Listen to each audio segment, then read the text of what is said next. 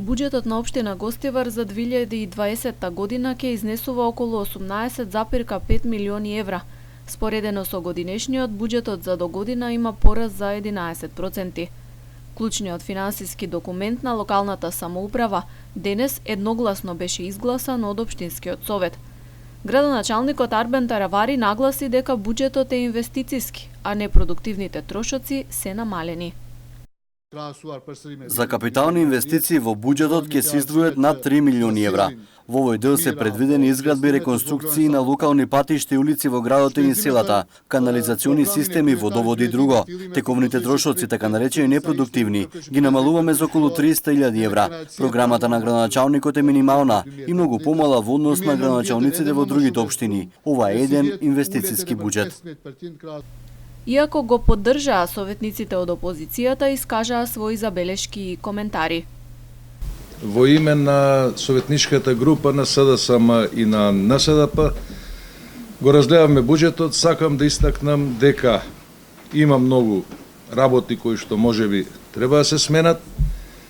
Некои работи од развојната програма ние што сме ги предложиле не се влезени, меѓутоа поради конструктивност, како што беше и за минатиот буџет, како што беше и за некои ребаланси што ги правевме, ние ќе го поддржиме овој буџет за 2020 година со цел да им се помогне на граѓаните и за доброто на градот.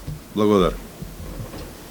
Газмент Мемеди од ДУИ рече дека буџетот е популистички и манипулаторски, но ќе го поддржат за градоначалникот да не се жали на обструкции, туку да го користи времето за да работи.